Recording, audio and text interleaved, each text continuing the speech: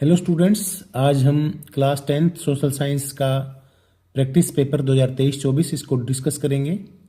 ये एनसीईआरटी की बुक के अकॉर्डिंग है। हरियाणा बोर्ड का ये पेपर है और भिवानी बोर्ड की ऑफिशियल साइट पे ये प्रैक्टिस सेट दिया गया है। इसको हमने आज यहाँ लिया है डिस्कशन के लिए। आपका जो मार्च 2026 में एसएसटी का पेपर आएगा वो अधिकतम 80 अंकों का होगा और उसमें 3 घंटे का समय होगा आपके लिए।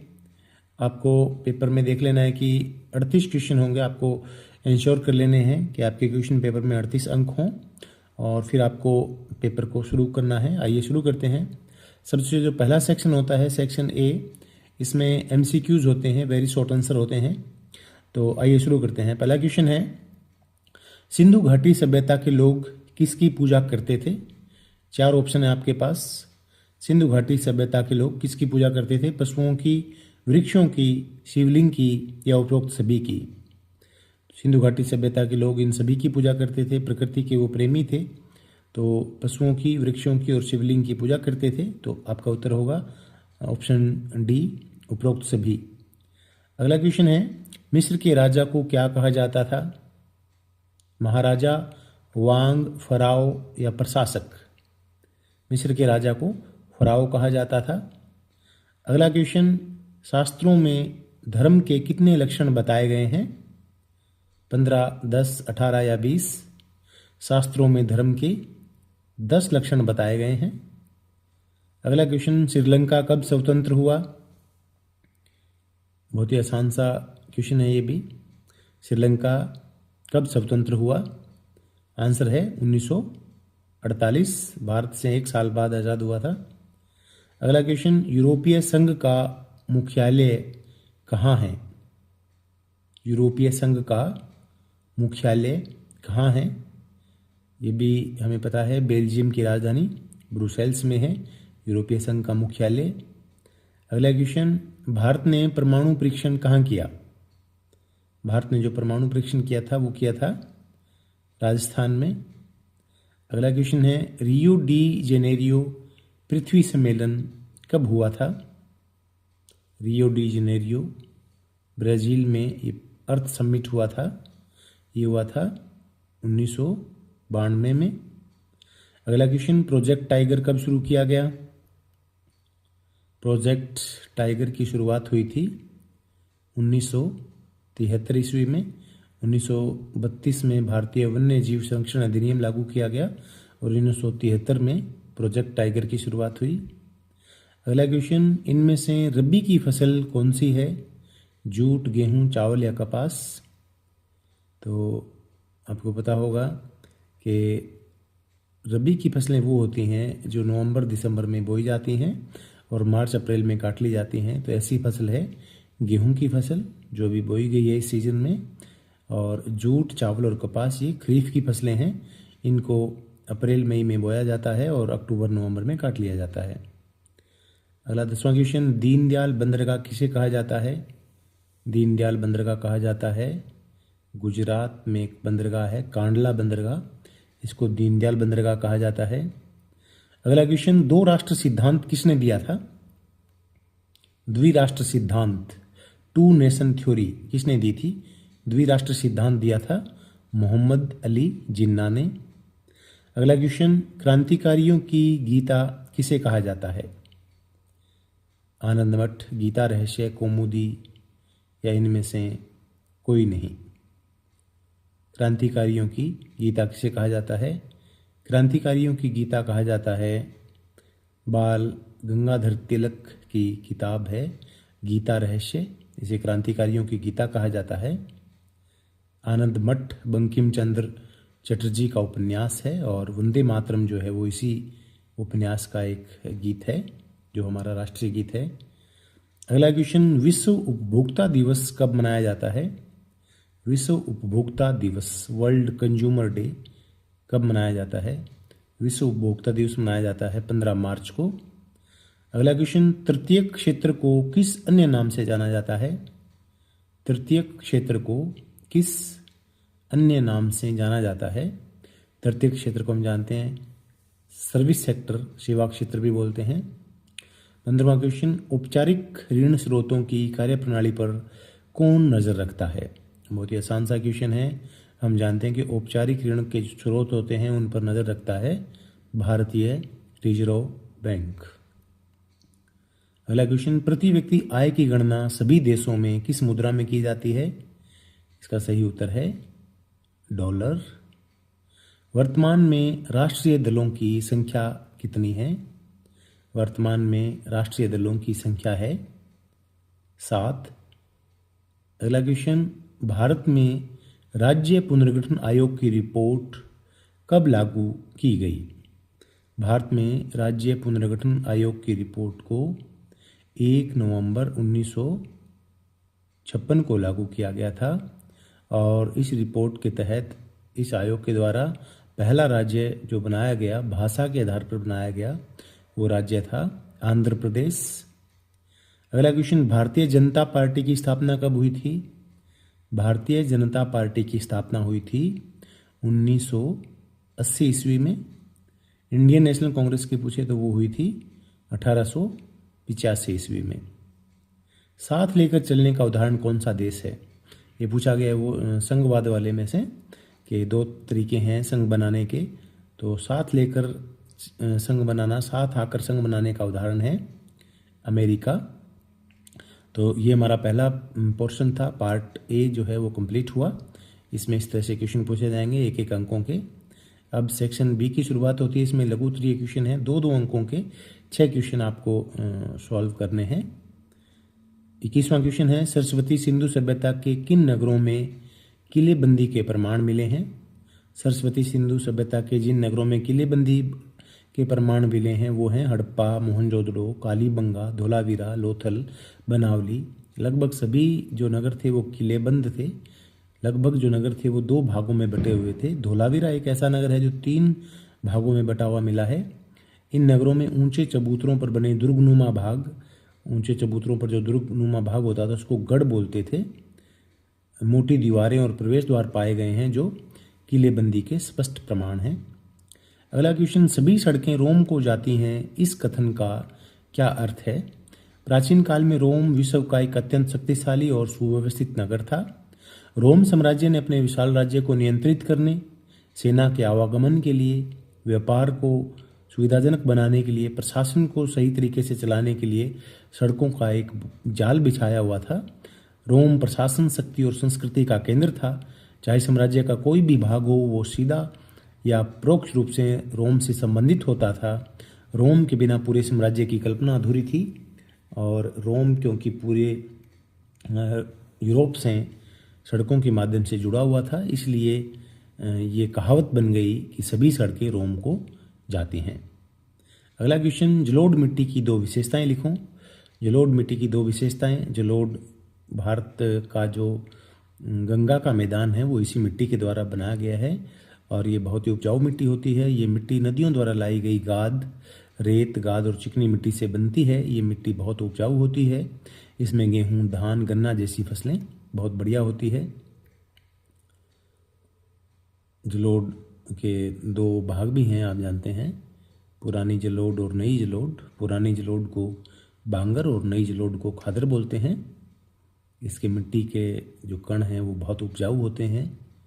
तो इस तरह से आपको इसकी विशेषताएं बतानी हैं। अगला क्वेश्चन है, राष्ट्रीय उद्यान की परिभाषा दीजिए। राष्ट्रीय उद्यान वो संरक्षित प्राकृतिक क्षेत्र होता है जिससे सरकार द्वारा वन्य जीवों, वनस्पतियों और प्राकृतिक पर्यावरण के संरक्षण के लिए घोषित किया जाता है।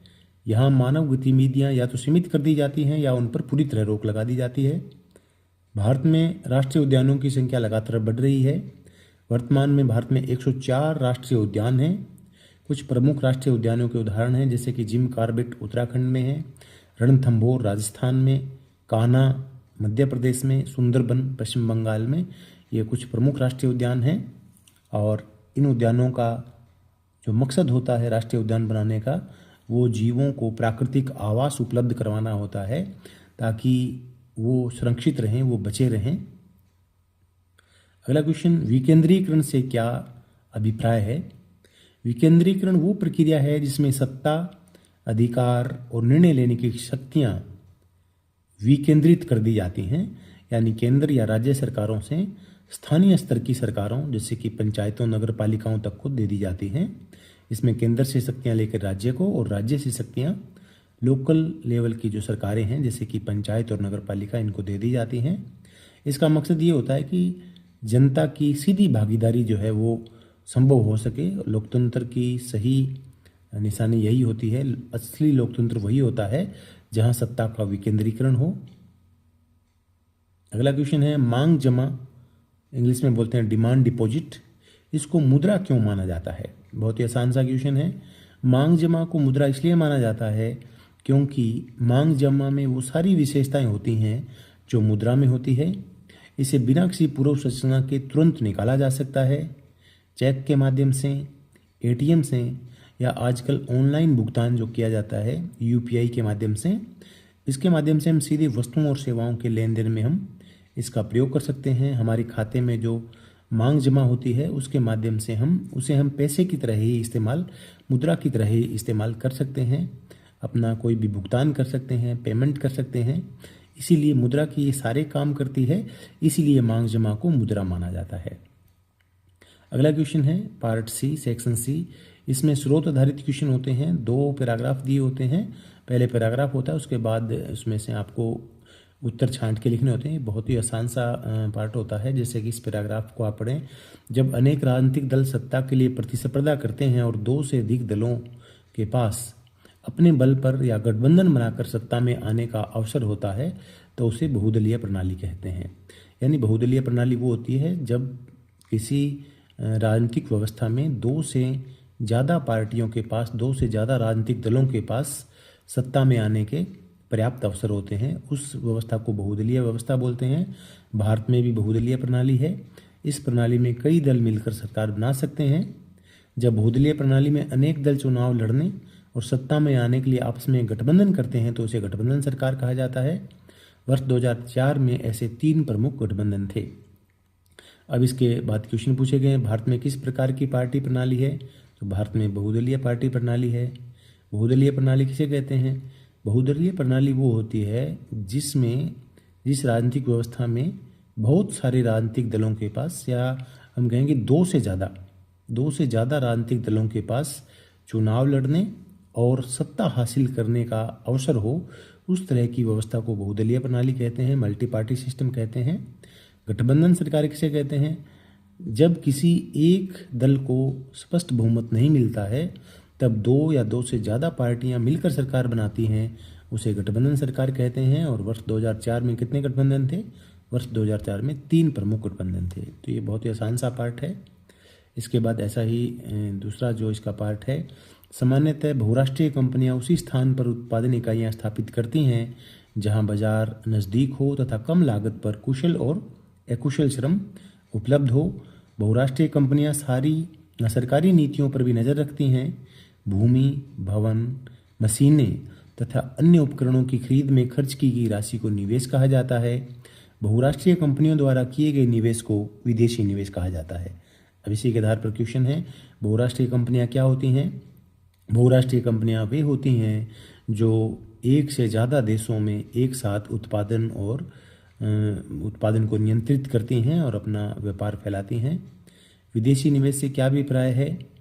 बहुराष्ट्रीय कंपनियां जब किसी दूसरी जगह जाकर के निवेश करती हैं उसे विदेशी निवेश कहा जाता है।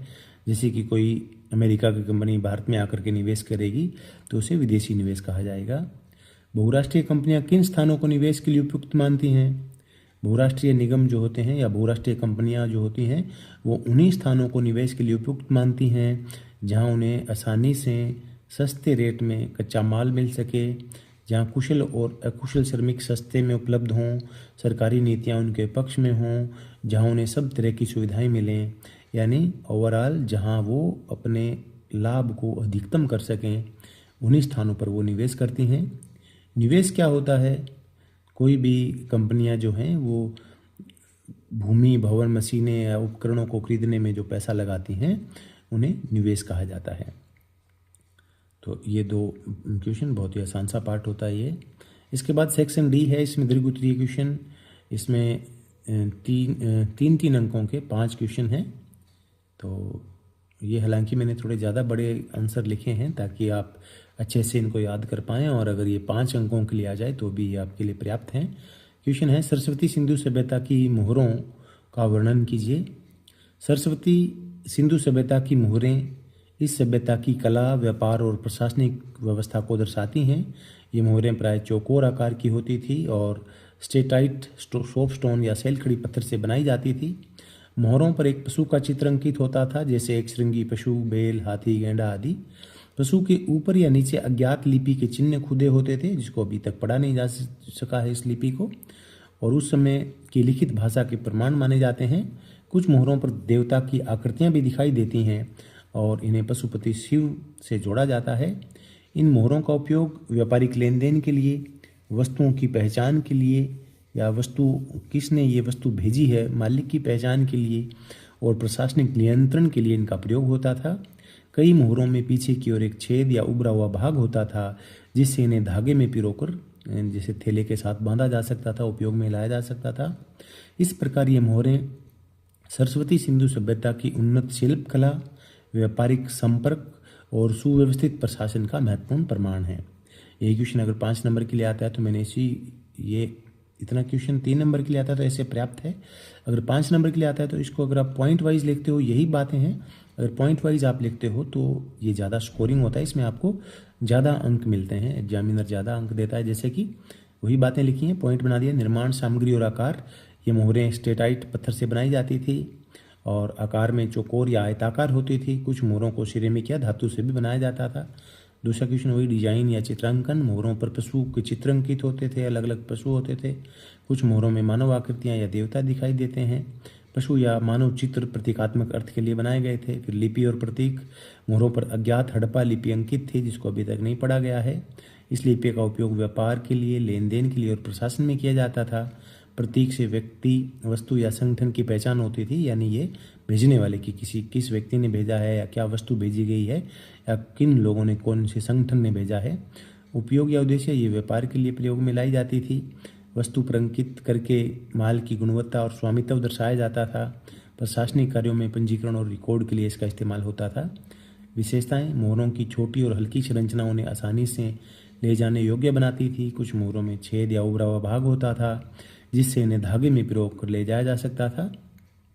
कला और अंकन से सभ्यता की शिल्प कला और सुसंगठित समाज का प्रमाण मिलता है। इस तरह से आप पॉइंट वाइज क्वेश्चन लिखोगे तो आपको 5 अंक बड़े आसानी से मिलेंगे। तो इस तरह से आपको अपना उत्तर लिखना है। अगला क्वेश्चन है, गौतम बुद्ध के 4 आर्य सत्य लिखिए। गौतम बुद्ध ने 4 आर्य सत्य बताए हैं। दुख समुदाय, दुख निरोध मार्ग। तो दुख के बारे में उन्होंने कहा कि संसार दुखों का घर है, सर्वम दुखम। उन्होंने कहा कि पूरा संसार है वो दुखों का घर है। फिर उन्होंने बताया दुख का कारण तृष्णा है या इच्छा है। दुख निरोध, उन्होंने ये भी बताया कि दुख निरोध मतलब दुख का अंत भी संभव है, दुख को समाप्त किया जा सकता है। और उन्होंने दुख निरोध का मार्ग बताया कि दुख को कैसे अंत किया जा सकता है, अष्टांगिक मार्ग पर चलकर दुख का नाश किया जा सकता है। इसके बाद अगला क्वेश्चन है, भूमि निम्नीकरण की समस्या को कैसे हल किया जा सकता है। इस तरह का क्वेश्चन आता है तो अगर आपको ज़्यादा जैसे 5 नंबर के लिए क्वेश्चन आता है तो इसमें आपने परिभाषा भी लिखनी है।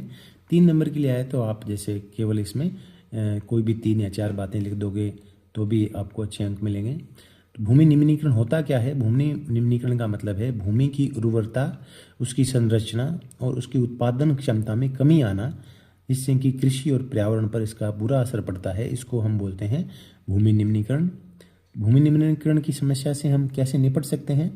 वृक्षारोपण और वन संरक्षण द्वारा मिट्टी के कटाव को रोका जा सकता है। चराई को नियंत्रित करके हम भूमि की उपजाऊ शक्ति को बनाए रख सकते हैं। कीटनाशकों का उपयोग और जो उर्वरकों का उपयोग हम संतुलित करें, यानी बहुत अधिक मात्रा में इनका प्रयोग ना करके हम भूमि को निम्नीकृत होने से बचा सकते हैं। जल संरक्षण और उचित सिंचाई पद्धतियाँ, सिंचाई के भी उचित तरीकों का इस्तेमाल करना चाहिए, जिससे कि भूमि निम्नीकरण से बचा जा सकता है। फसल चक्र को अपनाकर और भूमि सुधार की तकनीकों को उपयोग में लाना चाहिए। ऐसा करके हम भूमि निम्नीकरण की समस्या से निपट सकते हैं। तो ये तरीके हैं। इसमें मैंने कारण भी मेंशन कर दिए हैं। मान लीजिए अगर कारण भी पूछ लिया जाए, अगर इतना क्वेश्चन पूछा जाएगा कि भूमि निम्नीकरण क्या है, इसके कारण क्या है, समाधान क्या है, तो ये 5 नंबर का होगा। ये 3 ही नंबर का क्वेश्चन पूछा गया इसमें। तो कारण इसमें है अत्यधिक खेती करना, जंगलों की कटाई करना, अत्यधिक चराई करना, जल और वायु प्रदूषण की वजह से, नमी की कमी और सूखे पड़ने की वजह से। ये इन कारणों की वजह से क्या होता है कि जो भूमि है वो निम्नीकृत हो जाती है। अगला क्वेश्चन है, राजस्थान के अर्ध शुष्क क्षेत्रों में जल संग्रहण किस प्रकार किया जाता है? राजस्थान के अर्ध शुष्क क्षेत्रों में वर्षा कम होने के कारण पारंपरिक तरीके हैं जल को संग्रहित करके रखने के। एक है टांका एक बड़ा सा टैंक बना दिया जाता है, घर के अंदर भूमिगत जलाशय होता है, उसमें वर्षा का पानी इकट्ठा कर लिया जाता है। बावड़ियाँ बनाई जाती हैं, आज भी राजस्थान में ऐसी बावड़ियाँ देखने को मिल जाती हैं। सीढ़ी नुमा कुएँ होते हैं, लंबे समय तक जल उपलब्ध कराते हैं। जोड़ होते हैं, ये हमारे भी गांव में होते हैं। तो राजस्थान में ये एक परंपरागत तरीका था वर्षा के पानी को संचित करके रखने का।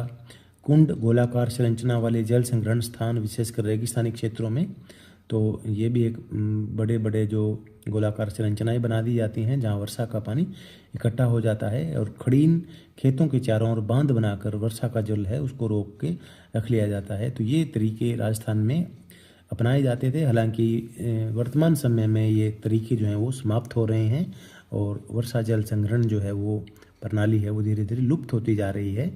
तो इसको रिवाइव करने की ज़रूरत है ताकि हम वर्षा के जल को बचा कर रख सकें और इसका इस्तेमाल लंबे समय तक कर सकें। अगला क्वेश्चन है, भारत में स्थानीय स्तर की सरकारों का क्या महत्व है? जो लोकल गवर्नमेंट्स होती हैं उनका क्या फ़ायदा है, क्या काम आती हैं? भारत में स्थानीय स्तर की जो सरकारें हैं, पंचायती राज को स्थानीय स्तर की सरकारें कहा जाता है। गाँव में ग्राम पंचायतें होती हैं और शहरों में नगर पालिकाएँ होती हैं। तो इनका क्या महत्व है? इससे जनता को शासन में सीधी भागीदारी मिलती है, सुविधाओं की उपलब्धता आसान हो जाती है, लोकतांत्रिक भागीदारी होती है, जो नागरिक होते हैं वो सक्रिय रूप से इसमें भाग ले सकते हैं। सत्ता का विकेंद्रीकरण होता है, जो सत्ता है वो केंद्र से राज्य और राज्य से फिर स्थानीय सरकारों के पास आ जाती है और प्रशासन प्रभावी तरीके से काम करता है। स्थानीय विकास को इससे बढ़ावा मिलता है। लोकल जो गवर्नमेंट हैं वो अपने इलाके का अच्छे से विकास कर सकती हैं। तो इस प्रकार स्थानीय सरकारें लोकतंत्र की नींव होती हैं और जनता को शासन में सीधी भागीदारी लेने का ये अवसर देती हैं। अब लास्ट जो पोर्शन है सेक्शन ई है, इसमें वेरी लॉन्ग आंसर जो हैं ऐसे टाइप क्वेश्चन होते हैं। 5-5 अंकों के 4 क्वेश्चन पूछे जाते हैं और इनमें आपके पास ऑप्शन भी होता है। सरस्वती सिंधु सभ्यता का विश्व को क्या योगदान है? सरस्वती सिंधु सभ्यता का विश्व को योगदान जो है, सरस्वती सिंधु सभ्यता आज भी हमारे लिए एक मतलब एक आदर्श की तरह है। उसने जो अचीव किया आज भी हम अचीव नहीं कर पा रहे हैं। जो अच्छी अच्छी बातें थी उसकी, जो दुनिया के लिए उसकी एक देन है, वो क्या क्या है? पहला है नगरीय योजना और शहरी विकास। नगरों को एक योजनाबद्ध तरीके से सिंधु घाटी सभ्यता में बसाया गया था। सड़कें जो थी वो ग्रिड पैटर्न पर थी, लंबी और चौड़ी सड़कें थी और साफ़ सफाई का वहाँ बहुत ध्यान रखा जाता था। व्यापार और लेखा प्रणाली वो उस आज से 5-6 हज़ार साल पहले भी वो जो सभ्यता थी वो व्यापारिक लेन देन करती थी। वो अंतर्देशीय व्यापार, देश के अंदरूनी भागों में भी व्यापार करती थी और अंतर्राष्ट्रीय व्यापार भी करती थी। मेसोपोटामिया के साथ उनका अंतर्राष्ट्रीय व्यापार था। मोहरें थी जो उनके व्यापार को सुगम बनाती थी। माप तोल की प्रणाली वहाँ पर पाई गई है। इसके अलावा कला और शिल्पकला, सिंधु घाटी सभ्यता के लोग मूर्तियाँ, मिट्टी के बर्तन, आभूषण, पत्थर की मोहरें बनाते थे। तो उनकी जो कला है वो भी एग्जाम्पल है। उस समय इतने पुराने समय में भी उनकी जो शिल्प कला है वो बहुत ही उन्नत श्रेणी की थी।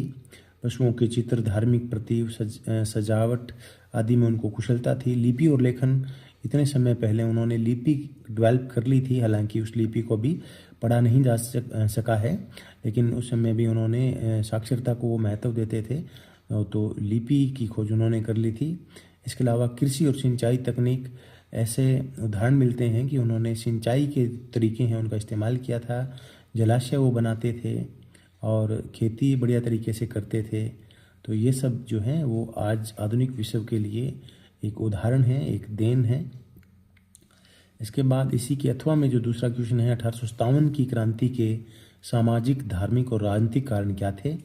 1857 की क्रांति, जिसे भारतीय स्वतंत्रता संग्राम का प्रथम झटका भी कहा जाता है, पहला एक स्वतंत्रता संग्राम था। पहली बार भारत के लोग इतने बड़े पैमाने पर अंग्रेज़ों के विरुद्ध उठ खड़े हुए थे। तो कई कारण थे इनके।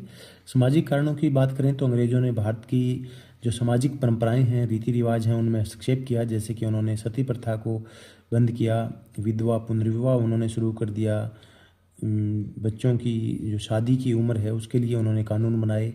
ये जो सब चीज़ें थी, इससे भारतीय जो समाज है वो नाराज़ था। धार्मिक कारणों की बात करें तो ईसाई जो मिशनरीज थे वो धर्मांतरण को बढ़ावा देते थे। ईसाई मिशनरी हिंदू और यहाँ के जो इस्लाम धर्म था उनका अपमान करते थे। तो इस वजह से दोनों ही धर्मों के लोग उनसे नाराज़ थे। और एक जो सबसे बड़ा कारण था 1857 की क्रांति का, एक अफवाह फैली और कि सेना में जो नई राइफलें दी गई उनके जो कारतूस हैं उन पर गाय और सूअर की चर्बी लगी है, इस तरह की बात कही गई। इनसे भी हिंदू और मुसलमान जो सैनिक हैं या आम जो हिंदू और मुसलमान वर्ग के लोग हैं वो बहुत ही नाराज़ हुए। राजनीतिक कारणों की बात करें तो अंग्रेज़ों की जो नीतियां थी वो जनता के लिए बहुत ही अत्याचारपूर्ण थी। बहुत ज़्यादा ऊंचा टैक्स लिया जाता था। परंपरागत शासकों का अधिकार समाप्त कर दिया गया, जैसे कि अवध के नवाब को बेदखल कर दिया गया।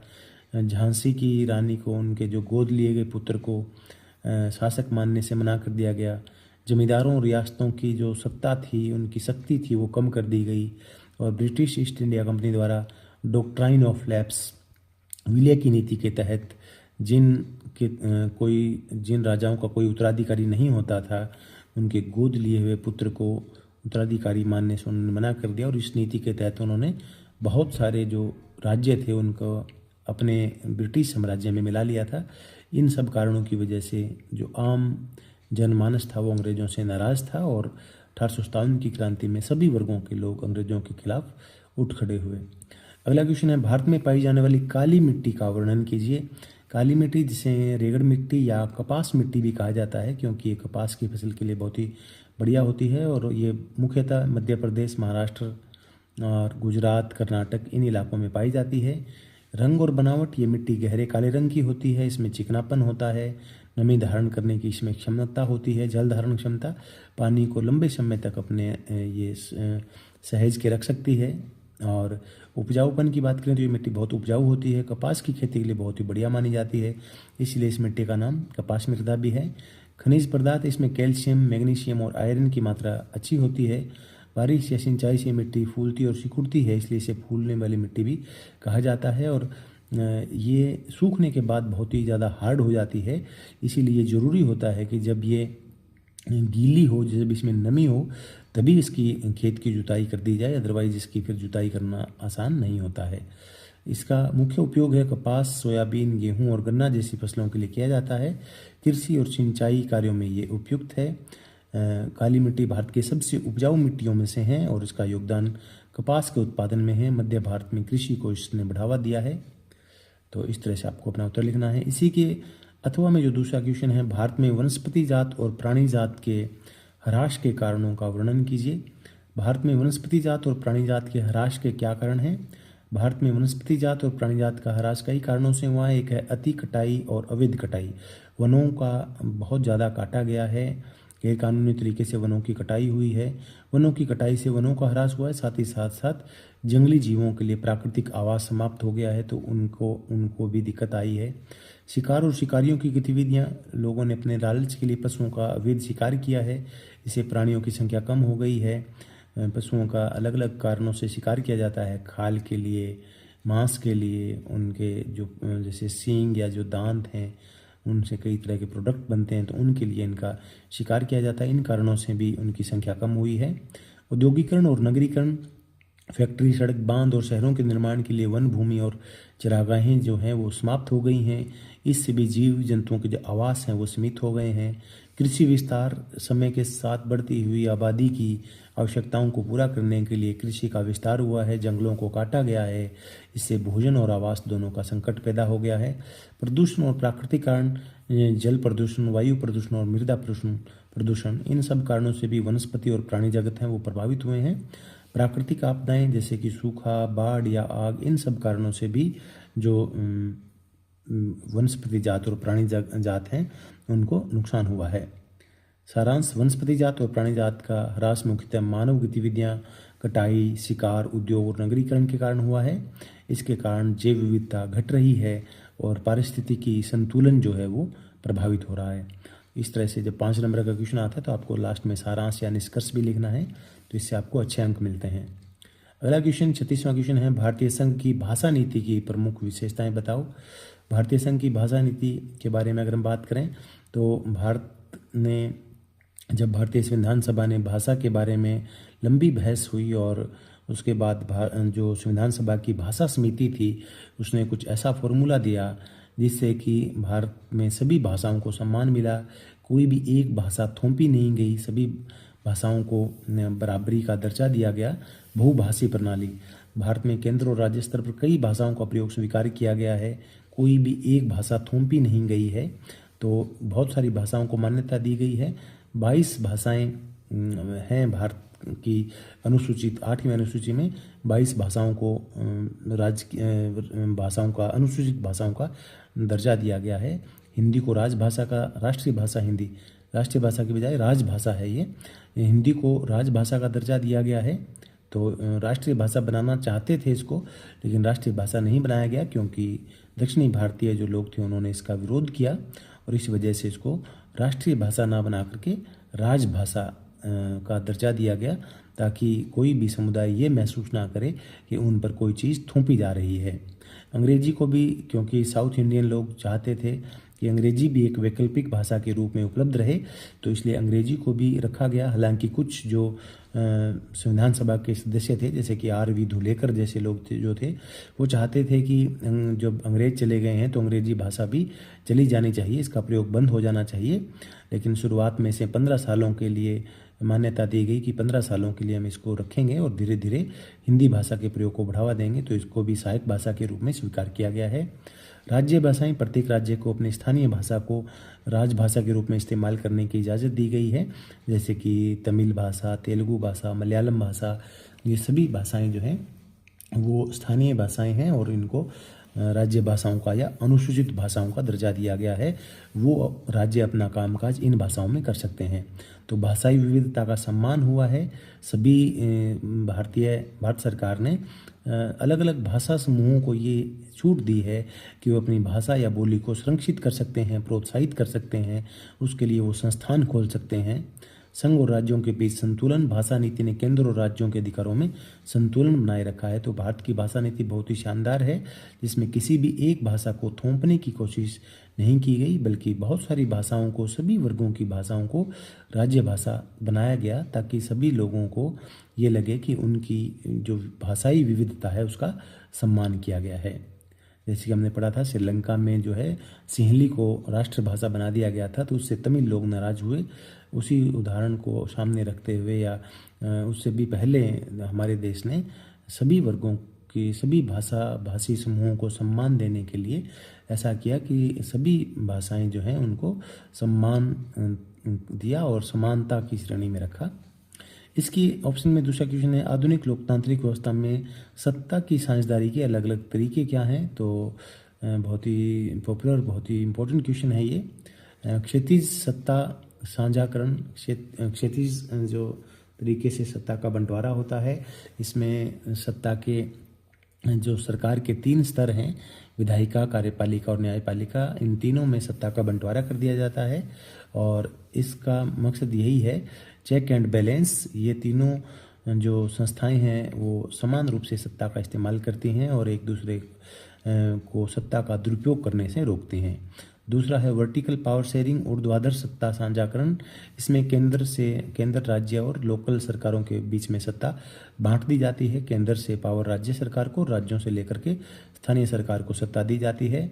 इसके बाद है सामाजिक सांप्रदायिक साझाकरण, अलग अलग जाति, धर्म या सामाजिक समूहों को भी भाषा जो है वो सामाजिक समूहों को भी जो पावर है, सत्ता है, वो दी जाती है। भारत में आरक्षण नीति के माध्यम से भी अलग अलग वर्गों तक जो सत्ता है वो दी जाती है। राजनीतिक पार्टियों के बीच या दबाव समूहों के बीच जो है वो भी सत्ता साझा की जाती है। बहुदलीय प्रणाली है, इसमें समय समय पर अलग अलग जो दल हैं वो मिलकर सरकार बनाते हैं, या अगर सरकार नहीं भी बनाते हैं तो विपक्षी जो दल होता है वो भी अपनी जो दबाव बनाने की नीति के तहत सरकार को मजबूर करता है और उससे मनमानी करने से रोकता है। तो इस तरीके से ये 4 अलग अलग तरीके हैं जिसमें सत्ता का साझाकरण किया जाता है। इसके बाद अगला क्वेश्चन है, मानव विकास सूचकांक क्या है, इसके घटक क्या हैं। मानव विकास सूचकांक और इसके घटक। मानव विकास सूचकांक एक संख्यात्मक माप है जो किसी भी देश के लोगों के सामाजिक और आर्थिक विकास को दर्शाता है। ये केवल आमदनी पर यानी केवल इनकम पर निर्भर नहीं करता, बल्कि मानव जीवन की गुणवत्ता, शिक्षा और स्वास्थ्य को भी मापता है। तो इसके प्रमुख घटक, एक तो आय तो है ही है, इसमें प्रति व्यक्ति आय को मापा जाता है। ये आर्थिक स्थिति और जीवन स्तर का संकेत देता है। इसके अलावा शिक्षा, ये देश की शिक्षा को भी मापता है, औसत शिक्षा अवधि या प्रत्याशित शिक्षा अवधि। फिर है स्वास्थ्य, ये जीवन की गुणवत्ता और स्वास्थ्य स्तर को दर्शाता है। आयु की प्रत्याशा, तो लाइफ एक्सपेक्टेंसी एट बर्थ या जो शिशु मृत्यु दर है आदि के द्वारा ये स्वास्थ्य की जांच करता है। तो एसडीआई एक व्यापक सूचक है जो बताता है कि किसी देश में आर्थिक समृद्धि के साथ साथ शिक्षा और स्वास्थ्य के क्षेत्र में लोग जो हैं वो कितने विकसित हैं। इसी के अथवा में दूसरा क्वेश्चन है, उपभोक्ता के अधिकारों का वर्णन कीजिए। भारत में उपभोक्ता संरक्षण अधिनियम 1986 के तहत उपभोक्ताओं को कई तरह के अधिकार हैं। 6 प्रमुख अधिकार हैं। सुरक्षित उत्पाद का अधिकार, उपभोक्ता को अधिकार है कि उसे सुरक्षित वस्तुएं और सेवाएं प्राप्त हों, उनकी वजह से उन्हें कोई हानि या चोट ना पहुंचे। दूसरा है राइट टू इन्फॉर्मेशन, सूचना का अधिकार या जानने का अधिकार है। उपभोक्ता को खरीदी जाने वाली जो वस्तु है या जो सेवा है उसके बारे में पूरी जानकारी प्राप्त करने का अधिकार है, जैसे कि उसमें कौन कौन से अवयव हैं, उसके बनाने की तिथि क्या है, उसकी एक्सपायरी डेट क्या है, उसका अधिकतम जो रिटेल प्राइस है वो क्या है, उसका वजन क्या है, यह सारी चीज़ें उसे जानने का अधिकार है। फिर है विकल्प का अधिकार, राइट टू चूज, उपभोक्ता को विभिन्न विकल्पों में से सर्वोत्तम उत्पाद या सेवा को चुनने का अधिकार है। फिर है सुने जाने का अधिकार, उपभोक्ता की शिकायतों और सुझावों को उचित मंच के माध्यम से सुने जाने का अधिकार है। इसी के तहत जो कंज्यूमर फोरम है और कंज्यूमर कोर्ट जो हैं वो बनाए गए हैं। फिर है राइट टू रिड्रेशल, मुआवजे का अधिकार है या क्षतिपूर्ति का अधिकार है। यदि उपभोक्ता को कोई वस्तु या सेवा में हानि या नुकसान होता है तो उसे न्याय संगत उचित मुआवजा मिलना चाहिए, ये भी उसे अधिकार है। और उपभोक्ता शिक्षा का अधिकार, उपभोक्ता को अपने अधिकारों और जिम्मेवारियों के बारे में भी जानकारी प्राप्त करने का अधिकार है। इसके बाद लास्ट जो पोर्शन है ये मानचित्र वाला पोर्शन है। 5 अंकों के मानचित्र हैं, इसमें विश्व का मानचित्र भी होता है और भारत का मानचित्र भी है। इसमें दोनों से कुछ कुछ जो स्थल हैं वो पूछे जाते हैं, जैसे कि इसमें पूछा गया मिस्र की सभ्यता। तो ये सभ्यताएं हैं, जैसे कि ये चीन की सभ्यता है, ये सिंधु घाटी की सभ्यता है, ये मेसोपोटामिया की सभ्यता है, ये मिस्र की सभ्यता है नील नदी के किनारे, और अफ्रीका के उत्तरी इलाके में जो सभ्यता है ये मिस्र की सभ्यता है, ये माया सभ्यता है और ये इंका सभ्यता है। अगला है चीन की सभ्यता, तो ये दोनों आ गए इसमें। इसके बाद इसके अगले पार्ट में जो क्वेश्चन है वो है भारत के मानचित्र पर दर्शाना है आपको मयूरभंज लोक क्षेत्र। मयूरभंज लोक क्षेत्र उड़ीसा में इस इलाके में पड़ता है और झारखंड के भी कुछ इलाके इसमें आ जाते हैं। तो ये मयूरभंज लोक क्षेत्र है। इसके बाद सेलम इस्पात केंद्र, सेलम इस्पात केंद्र ये तमिलनाडु में है। और कोलकाता बंदरगाह वेस्ट बंगाल में है। ये कोलकाता बंदरगाह है वेस्ट बंगाल में। ये उड़ीसा में पारादीप है और ये आंध्र प्रदेश में विशाखापट्टनम है। फिर ये चेन्नई बंदरगाह है तमिलनाडु में, और ये कोच्चि केरल में। तो ये सब बहुत सारी बंदरगाहें सभी आपको याद करनी है। इसके अलावा जो सेलम, ये तमिलनाडु में ही सेलम आयरन और स्टील प्लांट है। तो ये आज का हमारा मॉडल टेस्ट पेपर था। इसको आपने अच्छे से समझना है, याद करना है। बहुत इंपॉर्टेंट क्वेश्चन है इसमें। इसी के बेस पर जो क्वेश्चन बोर्ड 2026 का मार्च का जो पेपर आएगा वो भी इसी के बेस पे आएगा। अगर आपको ये वीडियो अच्छा लगा हो तो प्लीज़ इसे लाइक करें, अपने साथियों के साथ शेयर करें, मेरे चैनल को सब्सक्राइब करें। Thank you, best of luck for your exam, have a nice day.